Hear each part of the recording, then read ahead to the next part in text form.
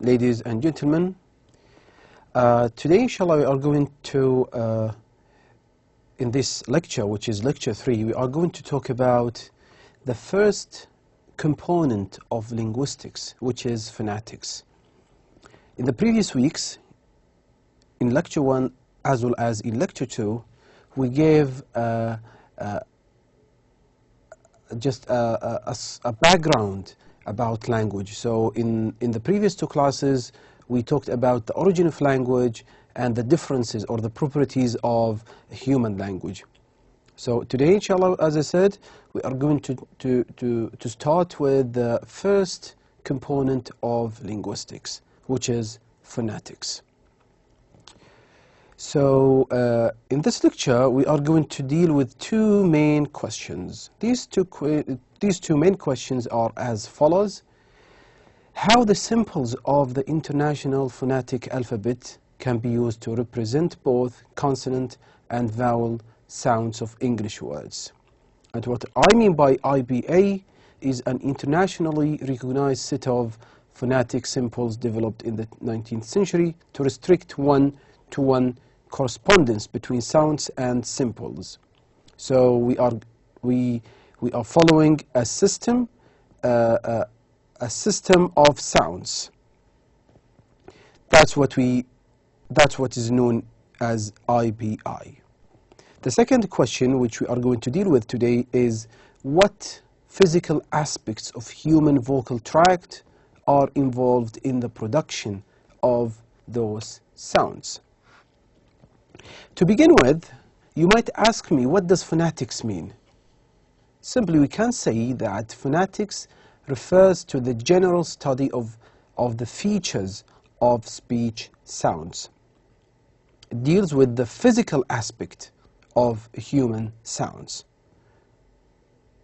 Phonetics is classified into 3 main types. These 3 types are number 1, articulatory phonetics, which refers to how speech sounds are made or articulated. The second type of phonetics is acoustics or acoustic phonetics, which refers to the physical properties of sounds such as sound waves in the air. And the third one, auditory phonetics, which refers to the perception of speech sounds. In this course, and particularly in this class and in this lecture, we'll be focusing on the first type of phonetics, which deals with physical aspects of phonetics or speech sounds. So in this regard, we have to identify the types of sounds. So in this issue, or regarding this issue, we have 2 types of sounds. We have voiced and voiceless sounds. So when the vocal cords are separated or when they spread apart, the air from the lungs passes between them unimpeded. Sounds produced in the way are described as voiceless. So there is no puffing or there is no aspiration, there is no air coming out. Whereas the other type, which is, we're still talking about voiceless, yes, such voiceless sounds are such as S or F.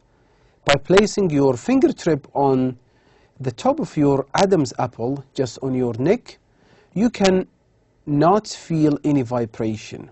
But if you notice some vibration, so once we see this vibration, we can say that this sound is voiced letter or voiced sound. Sorry, we are dealing with sounds, not letters.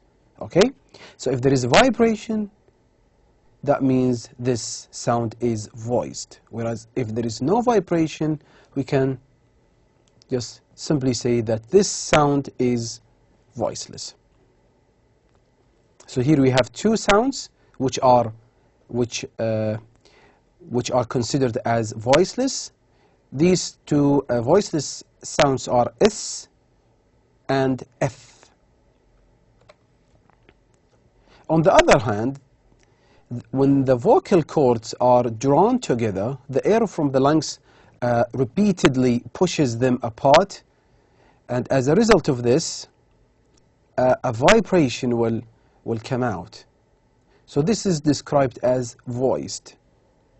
Such voiced sounds are z or z or the.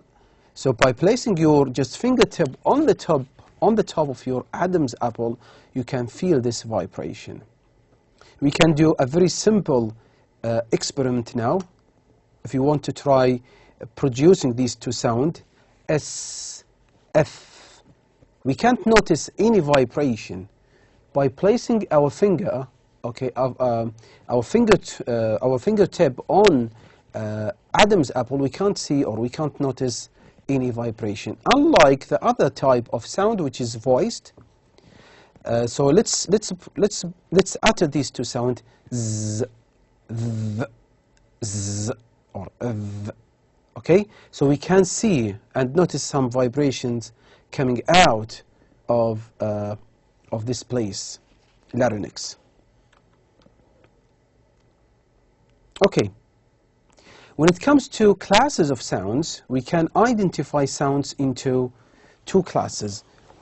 The first type or the first class of sound is known as consonants، وهو ما يعرف بالحروف الساكنة، وهي تقريبا 24 صوت. Okay, don't forget, in phonetics we are dealing with sounds, not letters. Okay, هنا نتعامل مع الأصوات وليس مع الحروف. So consonants وهي ما تعرف بالحروف الساكنة يبلغ عددها تقريبا 24 صوت ساكن. So a consonant is a speech sound that is articulated, that is uttered with complete or partial closure of the vocal tract. Most consonant sounds are produced through tongue to shape the oral cavity through which the air is passing. Places of articulation of sounds describes the location inside the mouth at which the construction takes place. So whenever we think about phonetics, we should look at the classes of sounds and places of articulation. أماكن الخاصة بمخارج الأصوات هذه، سواء كانت حروف ساكنة أم حروف صامتة، سواء كانت حروف ساكنة أم حروف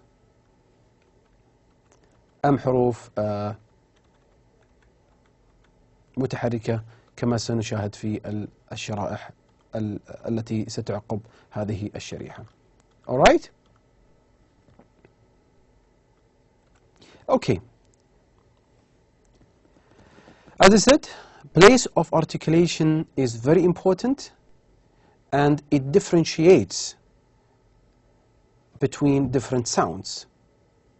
It differentiates different sound, or we can identify different sound based on the places of articulations.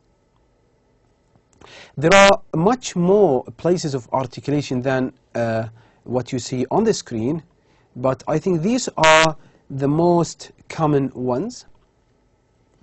So we have bilabials, we have libiodentals, we have dentals, we have alveolars, we have palatals, velars, and glottals. In the coming slides, I'm going to give a short definition for each place of articulation of these consonant sounds, along with a few examples for these different places of articulation. Let's take the first one, which is bilabials. What is bilabials? Simply, it's both lips. Those sounds which are articulated by both lips. Example: p, b, m.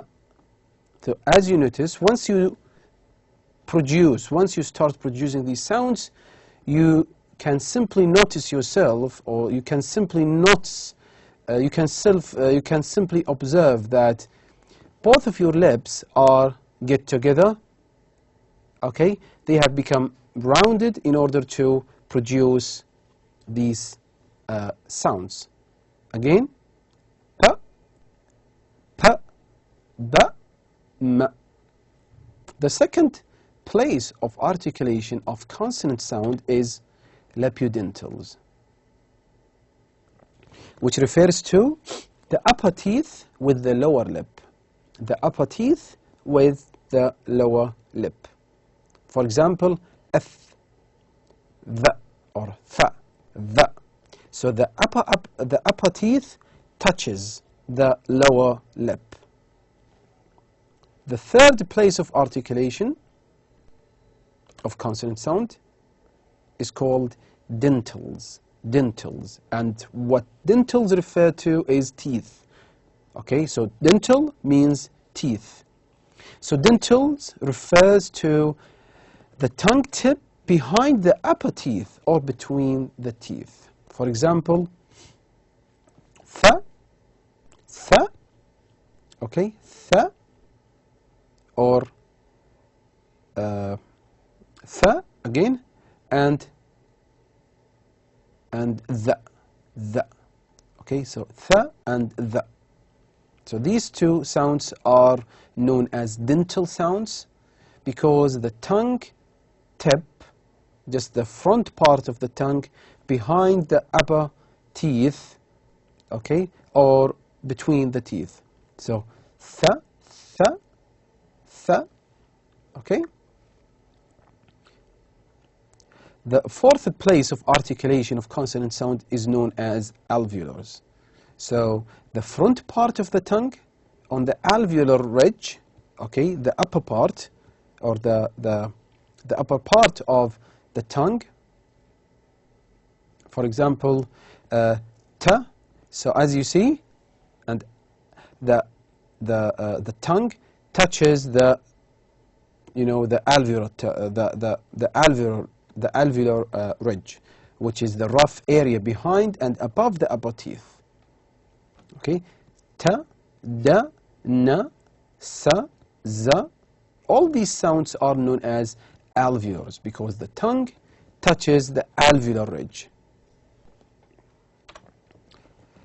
The next one, or number 5, the fifth place of articulating consonant sound is known as palatals, and it refers to the tongue and hard palate. For example, j, j, j. So the tongue touches the hard palate, which is the roof of the mouth, which is the roof of the mouth. Number 6, we have velars. Velars, for example, some sounds for velar sounds are ka, ga, ing, ing, ing. So the back of the tongue, okay, touches what is known as the soft palate or the velum. Again, velar or velar sounds refer to the back of the tongue, okay, which touches the velum or the soft palate. And as you see, these examples of sounds such as ka, ga, ing. Number 7, we have glottals. Using glottis, the open space between vocal cords, between the vocal cords or vocal folds, like ha, ha. Okay, as you see, this sound is produced just in the open space, just at the back of your, you know, at the back of your mouth. This area is known as a glottis. As you see, this diagram is a very interesting diagram because it shows you, or it illustrates the places for each, you know, the places of articulation of consonant sounds. So if we start by dental, we can notice that these sounds are frontal sounds, unlike the glottal, which like ha. So ha is produced at, you know, at the end of the mouth, okay, very far from the dental sounds. Labiodentals bilabials, which are articulated through lips, bilabials, by both lips, yes. Alveolar, post-alveolar, palatal, okay. As you see, this is what that's what is known as palatal, okay, velar and glottal. So most consonants, or the entire consonants, are produced at different places in our mouths.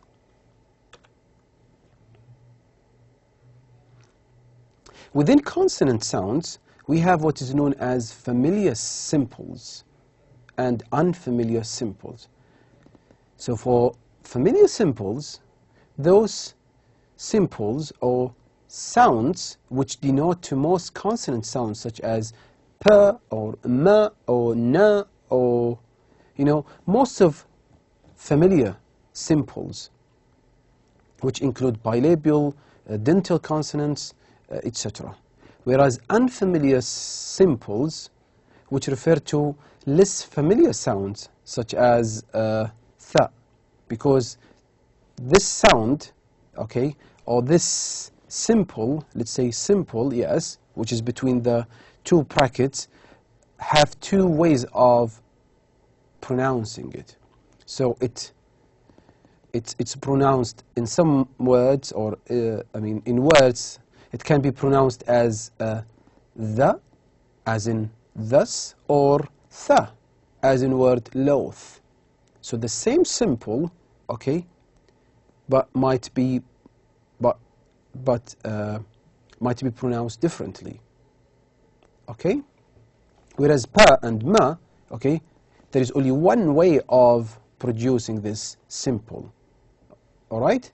So I repeat, unfamiliar simples refer to less familiar sounds as the two ways of representing them, such as the simple. Sometimes in some words, this simple is pronounced as the, whereas in some other words, it's pronounced as th.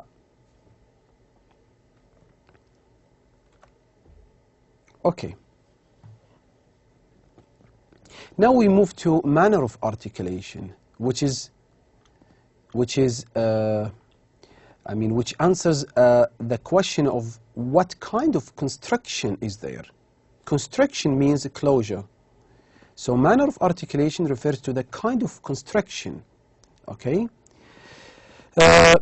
We have two important things we need to look at whenever we look at or whenever we study phonetics.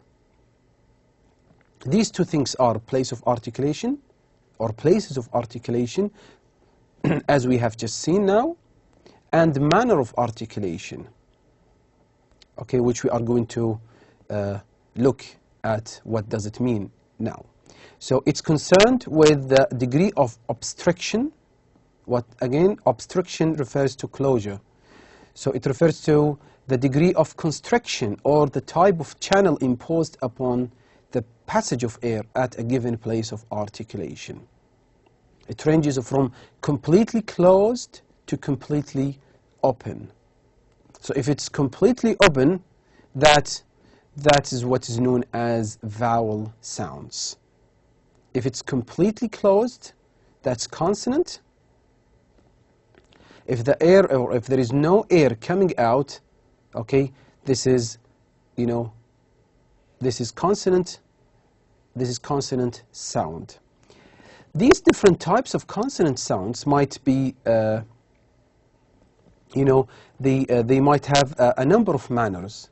Okay, so they might be stops, they might be fricatives, okay, وهي ما يعرف بالأصوات الاحتكاكية, okay, يكون في احتكاك, or affricatives, or nasals, or liquids, or glides, okay. So it starts with the stops, okay. Those sounds are completely closed, and gradually we move down to fricatives, affricatives, nasals, liquids, and glides. And finally we have what is known vowel sounds, أو الحروف المتحركة. So let's just briefly define what is stops, or what is stops sounds, or what is known as plosives. They are the same thing.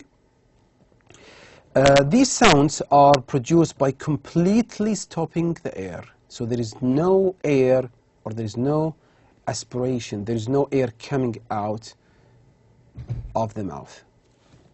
Okay?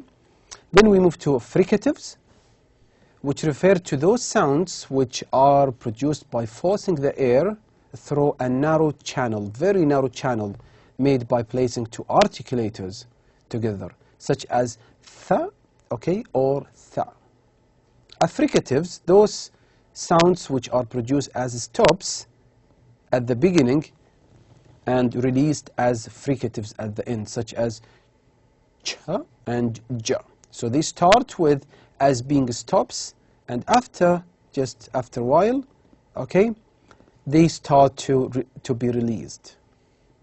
We have also the fourth manner of articulation is what is known as nasal.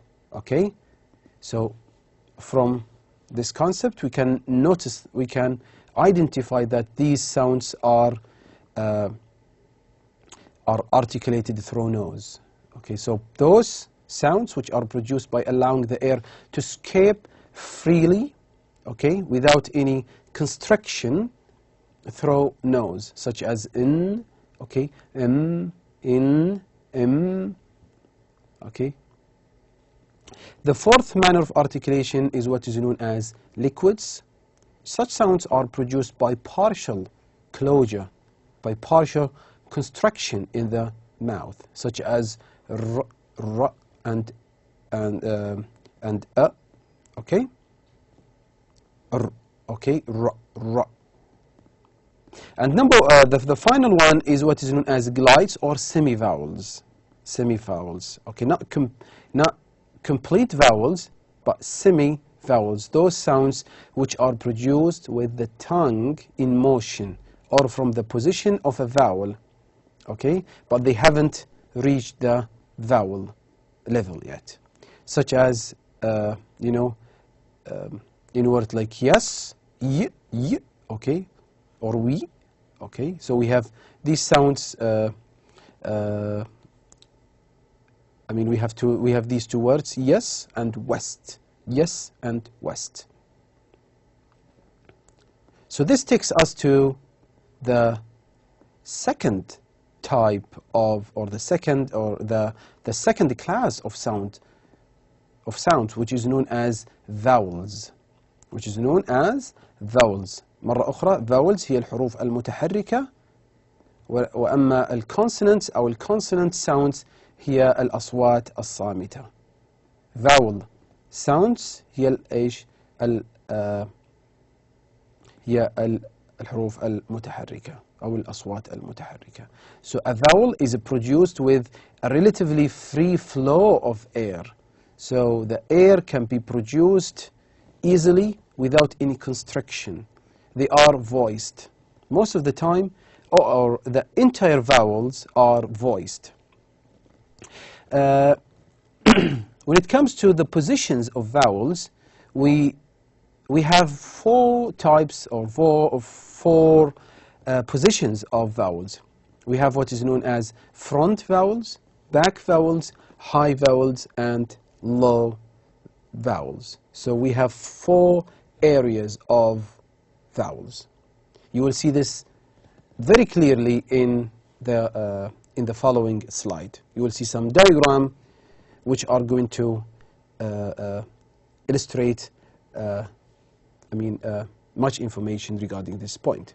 So for example, the pronunciation of word heat and het have a high front vowels because the sound is made with the front part of the tongue in a raised position.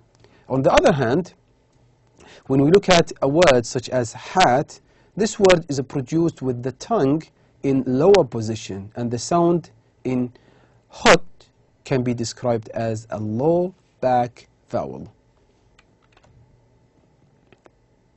A vowel is a speech sound in which the mouth is open and the tongue is not touching the top of the mouth or the teeth.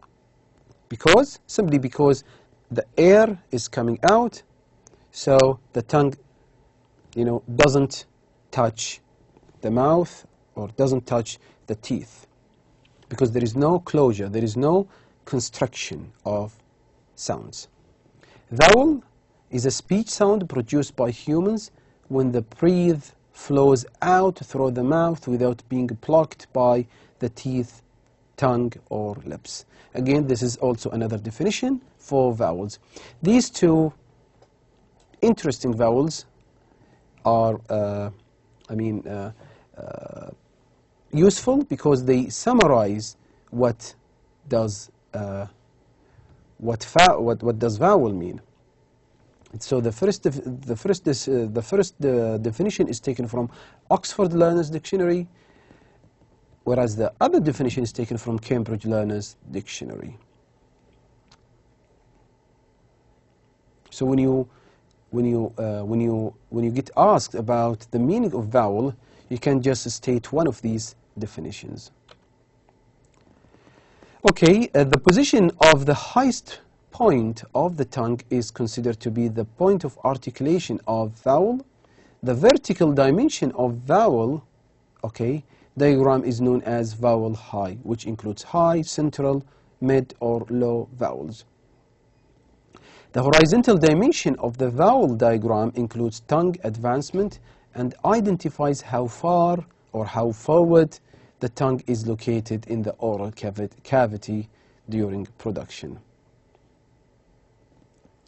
For the vowels or vowel sounds, we have examples like mid, front, and rounded. We have an example for this sound, such as in the word lake, ache. Okay, so this vowel is located in the middle. Okay, it's a front and it's rounded. Whereas in other words like reap, which is the vowel E, this is high, front, and rounded. Another example for another word, with a vowel such as O, O. So this sound O is located in the middle of the mouth, or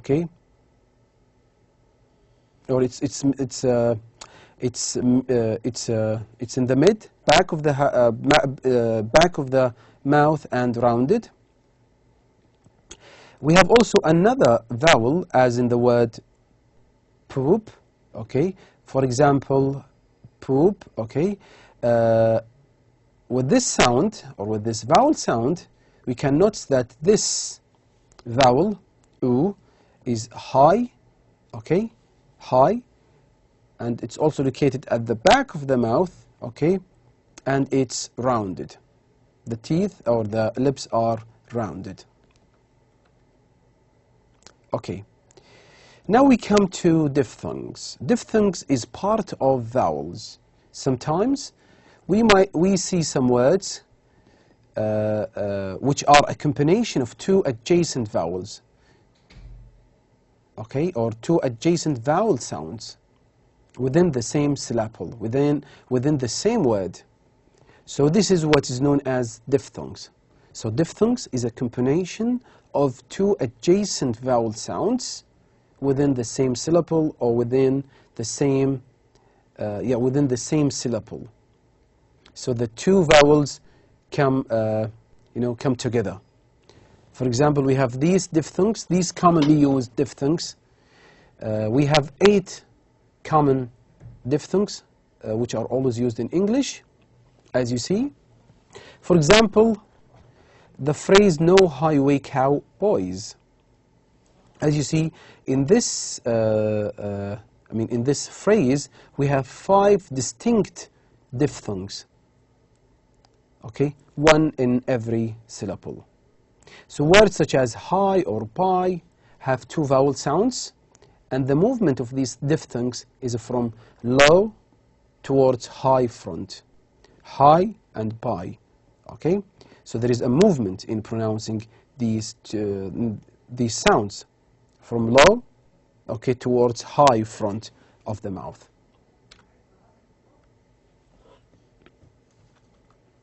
So for diphthongs, we have what is known as double vowels, as in ride, chloride, tide. As you see here, with diphthong, there is a longer sound coming out during pronunciation.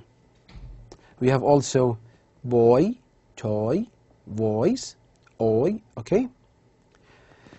For the third diphthong, okay, we have the words trod or coach. So as you see here, we have double vowels, two vowels attached to each other. So we can simplify, we can summarize what we said about what we have just said about consonants, vowels, and diphthongs. We can, of course, we are talking from a standard English point of view, okay, or what is known as received pronunciation. We can say that in English, in standard English, we have 44 phonemes or phonemes, okay? Phonemes refers to speech sounds, okay? So we can say that we have 44 phonemes, okay? These phonemes are classified according, are classified into consonants, vowels, and diphthongs.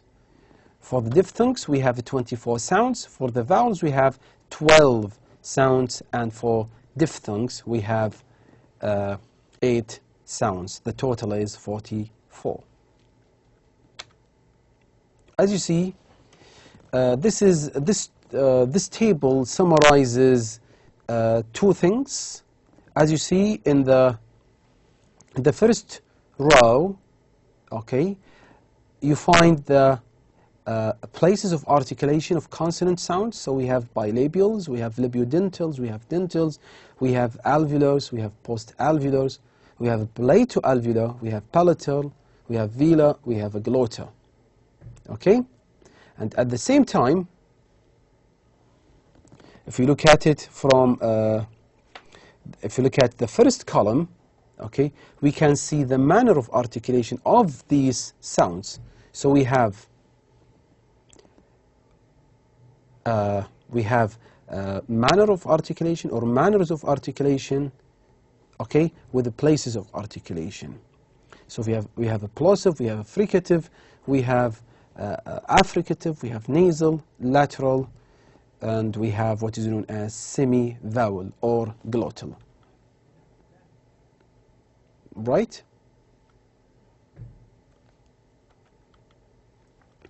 For vowels, we can see that the 12 vowels, the 12 vowel sounds are located in different places, as you see in this diagram. So some of the vowels or vowel sounds are produced at the front side of mouth, some of them are produced at the central part of the mouth, some others are produced at the back of the mouth.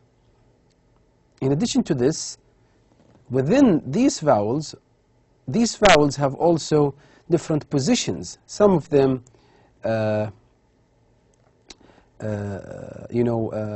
closed, some of them are opened. Same thing with diphthongs. Some of these diphthongs are produced at the front side of the mouth, others are produced at the back of the mouth, as you see. So here we have roughly 12 vowel sounds. We can't see any double vowels here, whereas here we can see 8 diphthongs, okay, which are produced at different locations, at different places of the mouth. Okay, also this is a good summary because it shows you real examples for vowel sounds. So we have long vowels and short vowels, okay, and so for the long vowels we have bean, bean, bon, bone, boon, and burn.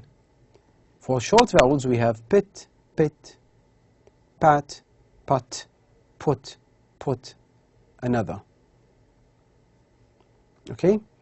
For diphthongs, we have also a list of useful words such as bay, by, boy, no, now, pair, poor. So you notice that with diphthongs we always have a long sound. We have a long vowel obviously because we have double vowels, not just one vowel, but we have double vowels. Now I come to the end of this class. I hope you look at as usual, I hope you look at the chapter, which is chapter 3. In the following class, we are going to look at phonology. Phonology, which is